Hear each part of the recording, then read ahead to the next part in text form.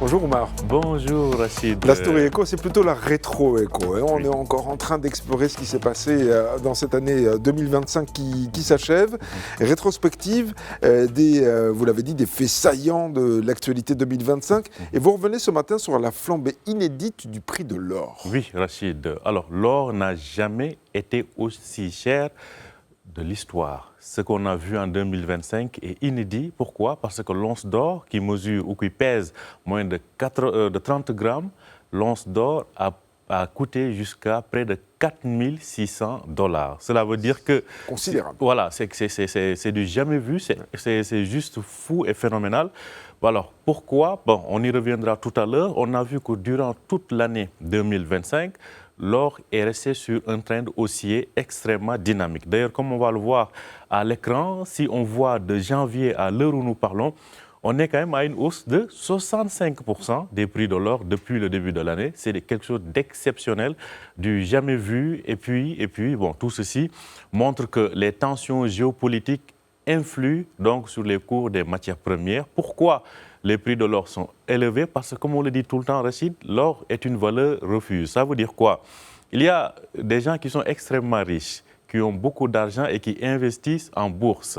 Alors, ces gens, quand ils gagnent beaucoup d'argent, et qu'on voit que les entreprises ou les valeurs sur lesquelles ils ont investi en bourse risquent de perdre leur valeur, ils préfèrent retirer leur argent et acheter de l'or pour le stocker. Donc, c'est ce qui fait que quand il y a beaucoup de grosses fortunes qui partent acheter de l'or, et bien évidemment, l'offre influe donc sur... c'est la loi de l'offre et de la demande qui s'applique, les prix de l'or montent. Donc, ce qui fait que sur les marchés, on a vu ce record de près de $4 600 l'once d'or, ce qui explique cette cherté. Il faut aussi dire que le prix du billet vert, le dollar, parce que soit on est riche selon ses actions en bourse, on est riche en dollars ou en euros, ou on est riche en, disons, en valeurs refuges, comme l'or par exemple, ou l'immobilier entre autres.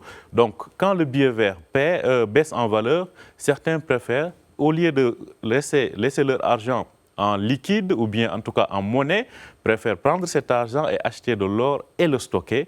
Et quand les conditions seront favorables, ils revendent cet or-là pour gagner de l'argent ou au moins avoir la même quantité ou la même somme ou la même valeur de leur argent. Donc, ceci explique pourquoi en 2005, on a vu ces prix d'or s'élever. Donc, en un mot, les tensions géopolitiques ont expliqué cette flambée inédite des prix de l'or. Oui, alors en dehors de l'or, il y a eu aussi le Bitcoin, dont on parle finalement peu, mais quand même qui vit sa vie et qui a connu une trajectoire plutôt contrastée cette année. C'est ça, vraiment en dents de scie, c'est-à-dire qu'on a on a atteint des sommets parce qu'à un moment, on en était à $126 000. La valeur d'un Bitcoin, c'est environ 1 200 000 dirhams, juste pour donner une idée de ce que cela coûte. Donc, alors, vous avez un seul Bitcoin qui coûtait $126 000 en un moment, mais on a vu qu'il y a eu trop de yo-yo. Des fois, ça monte, des fois, ça baisse. Et ce qui fait qu'à la fin de l'année, à l'heure où nous parlons, actuellement, et comme on le voit à l'écran, Rachid, on est à moins 9%. La valeur du Bitcoin, globalement, en 2025, a perdu quelque chose comme 9% de sa valeur, alors que en 2024, par exemple, on avait une hausse de plus de 127%. C'est-à-dire que cette année, le Bitcoin a par moment été au rendez-vous, sauf que parfois, ça a dégonflé, ce qui explique donc cette baisse-là. Alors, on croyait plutôt quand même que le Bitcoin allait peut-être dépasser cette valeur, parce que Trump avait promis de régulariser ou plutôt de libéraliser les crypto-monnaies. Oui, non seulement de libéraliser, mais plutôt de l'inclure dans le système financier américain. Parce qu'on se rappelle que les États-Unis ont ouvert au cours de cette année leur réserve fédérale en Bitcoin. Donc ça, c'était une première. Trump lui-même a investi dans le Bitcoin. Hein? Donc, beaucoup de ses alliés et proches investissent dans ces Bitcoins. Mais c'est des valeurs extrêmement volatiles, c'est-à-dire qui peuvent gonfler et dégonfler en fonction des tensions géopolitiques, ce qui fait qu'actuellement, le Bitcoin a perdu 9% de sa valeur. Mais quand même, Rachid, ça reste à des niveaux extrêmement élevés. Ouais. On est loin de ce que cela était il y a cela 2 ans ou 3 ans. C'est une valeur qui a déjà pris son envol et qui considère, tout porte à croire qu'elle va le rester. même si ce sont de petits yo-yo qui font que de temps en temps, on a des hausses et des baisses. Mais ceux qui veulent investir, en tout cas, sécurisent une partie de leur argent en la mettant dans le Bitcoin.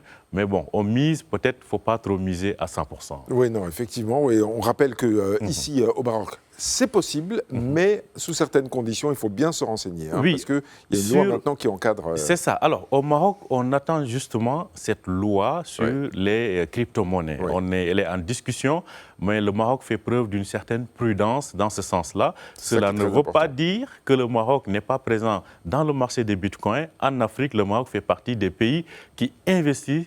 Quand je dis le Maroc, c'est-à-dire des Marocains font partie de ceux qui investissent le plus dans les bitcoins. Oui. Et au niveau mondial, même, je pense que le Maroc est dans le top 20 des pays qui misent plus sur le bitcoin. Là, c'est en cours d'encadrement, si j'ose dire, par la loi marocaine qu'il va falloir bien suivre, bien évidemment. Il faut être toujours conforme à la loi. Et c'est dans ce contexte que les perspectives de l'année 2026 commence peut-être à se dessiner. Alors, qu'est-ce qu'il faut envisager pour l'or, pour le bitcoin, pour le reste? C'est ça. Alors, vous savez que, bon, les années, c'est nous, humains, entre guillemets, qui déterminons le début et la fin d'une année. Hein? Mais il faut dire que la réalité, elle est ce qu'elle est. C'est-à-dire que, en fonction des tensions géopolitiques, en fonction de l'évolution de l'économie mondiale, ces valeurs montent et baissent. Ce que l'on voit, c'est que tant qu'il y a des tensions géopolitiques qui font que l'or reste une valeur refuge, qui font qu'il est sûr d'investir dans le Bitcoin, ces valeurs vont rester extrêmement élevées. Donc personnellement, actuellement, aujourd'hui, à l'heure où nous parlons, l'or est redescendu à 4300 et quelques dollars. L'once d'or, voilà, ça reste toujours très cher. Il suffit demain d'une petite escarmouche par-ci et par-là à travers le monde pour que les prix remontent donc à la hausse, donc repartent à la hausse. Donc c'est dire qu'il faut surveiller les tensions géopolitiques.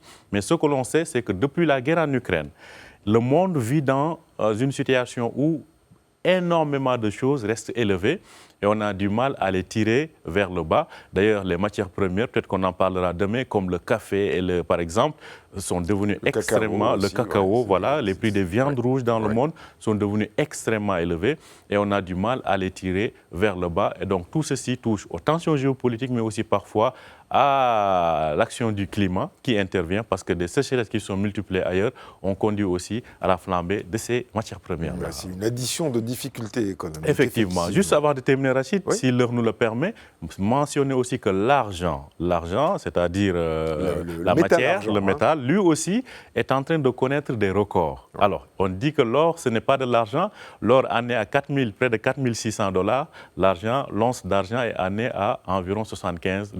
Donc, c'est dire la différence entre les deux. Mais quand même, l'argent... Ça reste très cher. Hein, l'argent veut briller lui aussi. Pour le métal. Ouais, effectivement. Merci beaucoup, Oumar Baldé, pour la Story Echo.